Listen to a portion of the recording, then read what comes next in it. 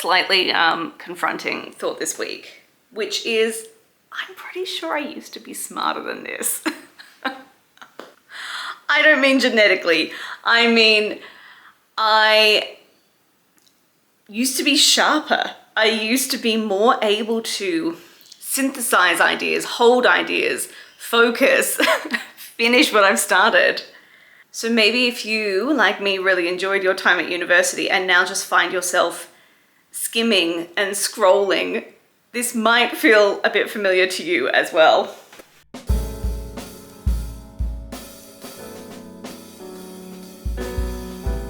So in this week's Substack essay, I wrote exactly about this. A lot about the difference between studying and reading, or mistaking exposure for understanding or comprehension. And definitely the difference between reading and thinking. You may not know, but I studied history at university, which I absolutely loved doing. And I realized that I really missed not university itself, but a lot of what university gives you, namely the structure of study. But I also realized that I had some pretty massive gaps in my knowledge. I actually either couldn't remember or just did not know what happened after Marie Antoinette was killed and what happened to the French Revolution. I didn't know that. So last year I really made an effort to study that particular gap in my knowledge, and it brought back this love of sort of dedicated study as opposed to just random reading or random inputs of information. And then I started looking into, I guess, a couple of different frameworks of self-education. So one of them divides, let me get this right, one of them divides learning into things you want mastery in, things you want to be well read or learned in, which he calls erudition. Things you kind of want a general range of knowledge in, kind of like a liberal arts education. And then practical skills, or things that you need to know for a certain immediate purpose, such as something you need for work. And I like this framework because it prioritizes our thinking, it prioritizes our research, and realizes, I want to know lots about lots. I don't have time to know that much at the moment. So it kind of prioritizes what do you kind of want a general knowledge in, and where do you want to be kind of at a graduate level of knowledge in. And then another framework that I wrote about in this essay is a bit more practical, a bit more step by step. You choose a time frame for your study, you choose a field of interest, you choose some topics that you're interested in, and you build it into your schedule. But I realized that what I think especially was missing from the second one was a question. So when I studied at university, you would choose your field, like history, then you would choose a subject or a topic. So let's say French history or the French Revolution, even more specifically. And then there would be a question that guides that topic in that semester. So, for example, what happened after Marie Antoinette died? So I think that a good study syllabus has a field, a focus, and then a question. And I think that that makes your learning more targeted or more focused. So this week I am spending a bit of time mapping out what do I actually really want to know, and where are the gaps in my knowledge that I'm conscious of, and really just starting to, that I'm just having fun with that. What am I actually interested in? And I'm making just a couple of small commitments. So one is to have a think about what I actually want to maybe spend some time studying, just by myself, not at uni. And then I'm just trying to read at least one long form essay a day. I sometimes look at an essay and go, oh, that's 45 minutes to read. So I will read that when I have time. And yet, do I have time to spend 45 minutes scrolling through Instagram? Apparently. So I am trying to swap out that scrolling for reading something of substance each day. And then next week, I will show you how I go from, thinking about, oh, I have a gap in my knowledge here, to how I actually build out a little bit of a study plan. which is very Hermione of me. I know I do love some homework, but this does not just have to be sort of a structured academic exercise. It can be anything from gardening and photography and watching movies and all sorts of things. So it does not need to just be about reading history books. But if it is about reading history books, then you and I should be friends.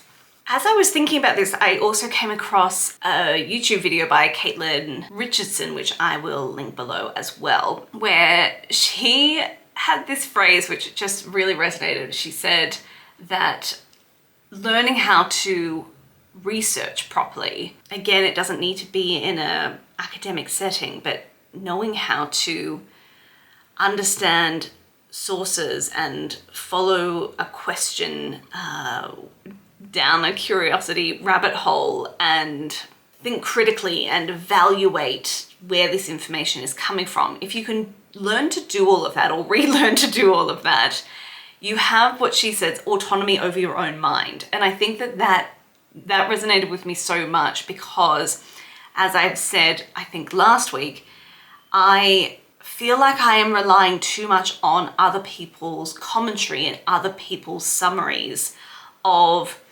everything from world events to what I should think about a book or a movie. I've just sort of outsourced my own thinking to other people, and I want to take that back.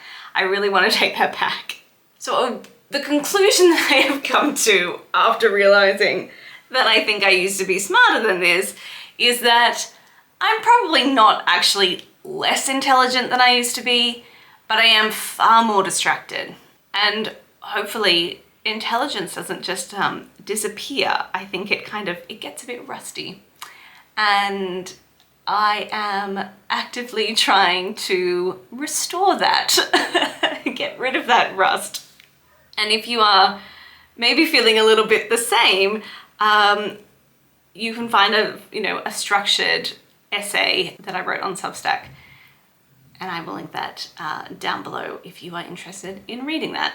As I say, it goes into more detail on these frameworks and I guess how I came to this realization and what I think the issue is. And as I say, I don't think it's that I'm actually just a bit dumber.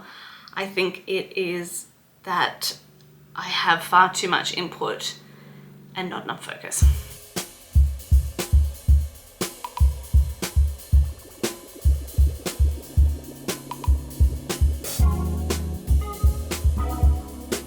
So I am certain that you didn't notice, but I took last week off. We had house guests and all sorts of things going on, and something had to give, and it was last week's video, but it did give me a chance to really think about, and I'm sure it's ever evolving, but what do I actually want to be doing on here and what actually adds value to to the world. I've written life curriculum for a very long time, and it was always supposed to be more than just, telling you a book to read or a movie to watch, but it kind of became that because that's easy and that's what gets clicks and that's what, is measurable. And, I don't know about, I assume like me, you have literally thousands of articles to read, thousands of books that are, saved, thousands of movies that you want to watch. You don't actually need more people to tell you what to fill your time with or what to buy, but you want connection with people who taste you trust, whose points of views you find interesting even if you don't agree with them all the time. And through that, then great, if that person suggests a movie or a book, you go, yes, probably I will like that too, because I tend to like the same things as you. But I don't, but not as like the first interaction every single time of like, read this, buy this, do this. So life curriculum was always supposed to be more of the word elevate is so overused now, but it's like curate, but it was always supposed to be, how do you elevate the everyday? How do you use things like books, movies, recipes? How do you use those things to elevate your everyday? I have been thinking about how do I come back to that in a way that is interesting, in a way that sort of builds relationships because that's the purpose here. So what I am going to experiment with is each week on Substack, instead of Substack becoming a reflection of YouTube, Substack will actually be a more polished essay each week. I will write a long form essay each week. And then on YouTube, I will kind of give you the casual thought process behind that essay. But if you would like the sort of structured, polished version, that will be on Substack. And then on Instagram, it'll be, you know, the snack-sized, digestible bits and pieces. It's not that YouTube is sort of secondary to Substack, but it will be where I am sort of just talking through what I'm thinking about.